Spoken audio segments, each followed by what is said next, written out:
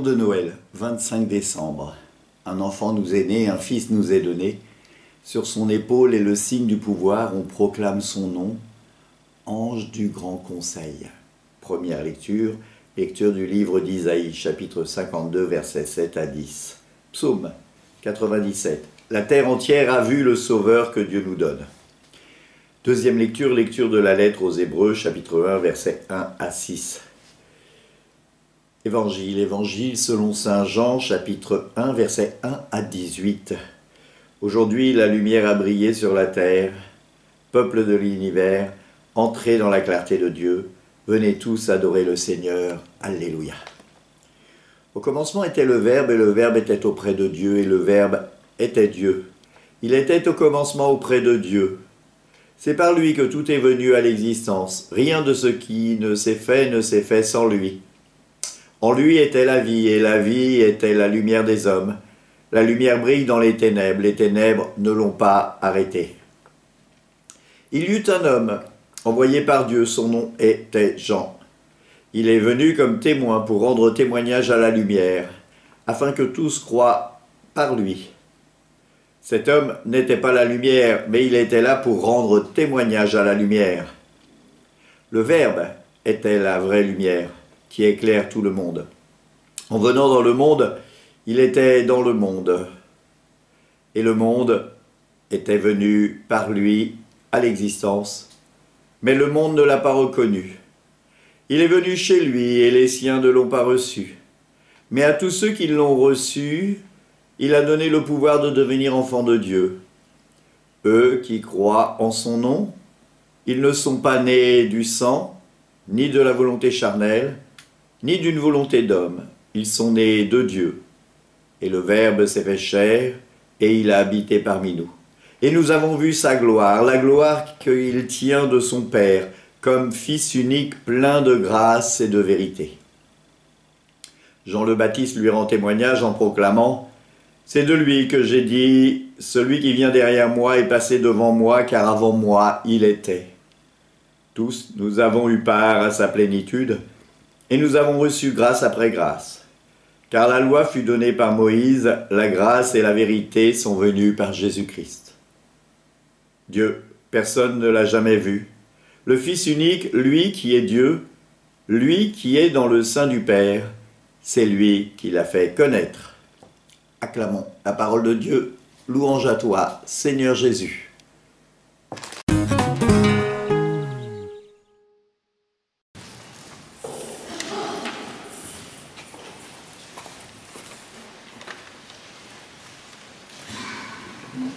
Je règne ton Dieu. Écoutez la voix des guetteurs. Il élève la voix. Tous ensemble, ils crient de joie. Oui, nous sommes invités à crier de joie, comme nous le dit le prophète Isaïe, à annoncer dans notre cœur et dans le monde que celui qui est venu, eh bien, il est réellement venu. On voudrait faire taire les chrétiens. On voudrait effacer la crèche de nos vies, de nos villes, de nos villages. On voudrait dire que les chrétiens ne sont que d'un autre temps, et pourtant, l'Église est toujours debout depuis plus de 2000 ans. Et elle annonce à temps et à contre-temps l'amour du Seigneur. Alors d'ailleurs, comment effacer Jésus? Nous sommes en 2024 après Jésus-Christ. Ça va poser un problème pour les calendriers. On parle de quoi? Nous sommes l'Église d'aujourd'hui. Nous sommes ceux qui annonçons la venue du Christ dans le monde. Grande joie. Grande joie que cette deuxième personne de la Trinité, qui par l'action de l'Esprit Saint en Marie, s'est fait homme, vrai homme et vrai Dieu. Souvent on me dit, tu rabâches cela comme si tu faisais un leitmotiv. Je crois que c'est important. Parce que parfois nous avons tendance à dire, oui, Jésus, c'est un homme comme moi, c'est mon frère. Alors oui, c'est mon frère en humanité, mais il est Dieu. Et donc il y a quelque chose qui me dépasse, il y a quelque chose qui est plus fort que moi, il y a quelque chose qui est plus fort que juste mon regard intérieur. Parce qu'il n'est pas venu juste pour moi. Bien sûr, il est venu pour moi, pour chacun d'entre nous. Mais il est venu pour la gloire de Dieu et le salut du monde. Quand on prend la lettre aux Hébreux, on voit bien qu'il y a quelque chose qui nous dépasse. De par le temps, Dieu a toujours parlé par l'Esprit Saint aux prophètes. Il a envoyé son esprit, ses anges, pour parler aux prophètes. Mais dans les temps qui sont aujourd'hui, Dieu nous envoie son Fils, qui était présent dès avant la création, et que nous sommes invités à nous prosterner devant lui. C'est d'ailleurs pour cela qu'au moment du credo, je viendrai devant la crèche et je me mettrai à genoux, et ceux qui pourront le faire aussi avec moi. Habituellement, on s'incline, mais pour Noël, eh bien, on fait une génuflexion, parce que devant Dieu, tous genoux fléchissent. Comme nous dit cette belle lettre aux Philippiens, afin qu'au nom de Jésus, tous genoux fléchissent au ciel, sur la terre et aux enfers. Nous sommes tous invités à entrer dans cet amour de Dieu.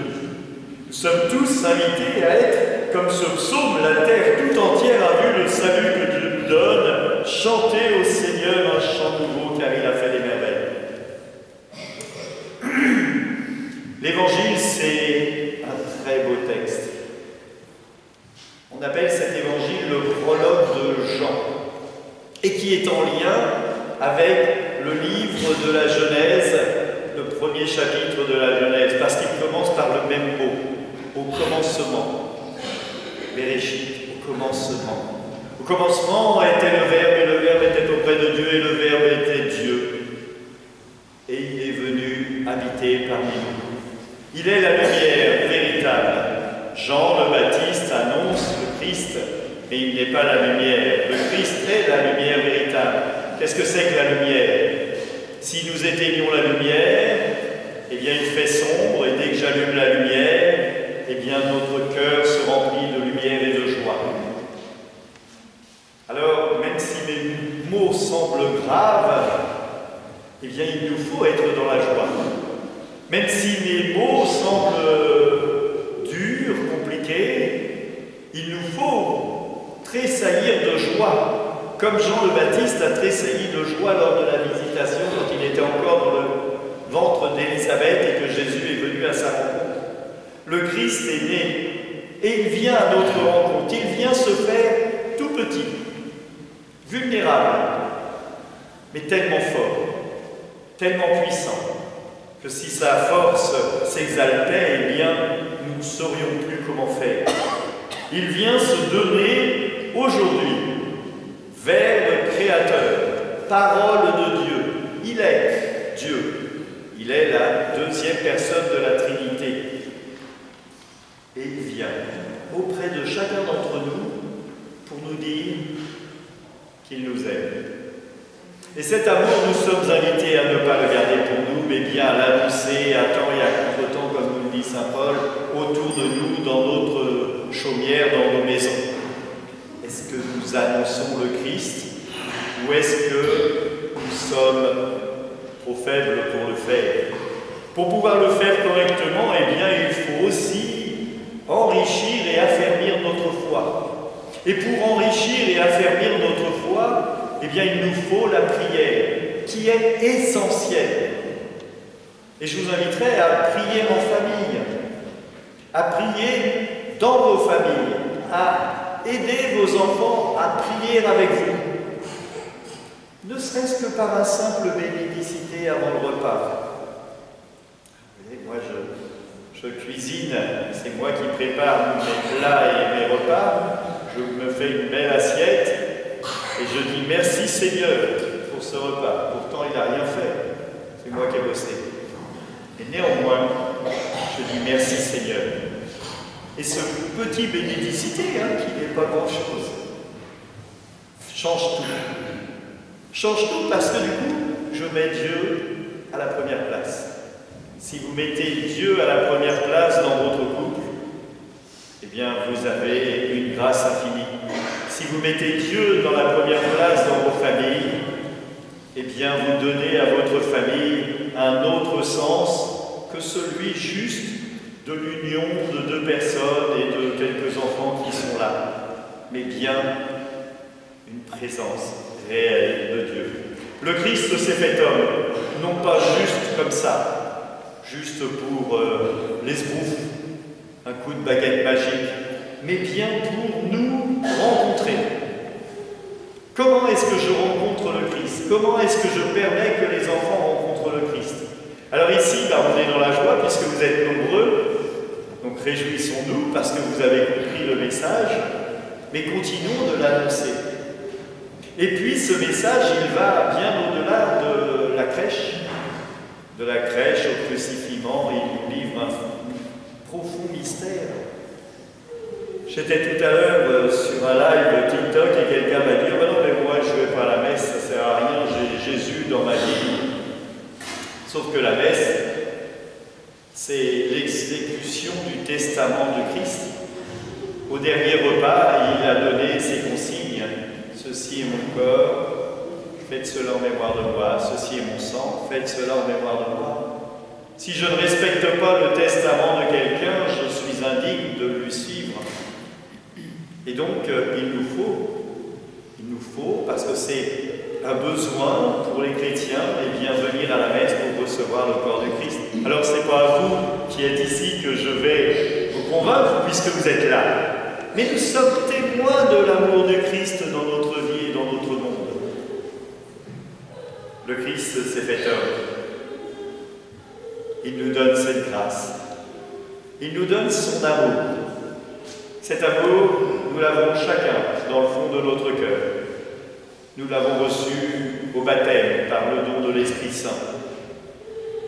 Nous avons reçu l'Esprit Saint afin que, comme le dit un des pères de l'Église, Dieu s'est fait homme afin que l'homme puisse être divinisé par lui, par l'Esprit Saint.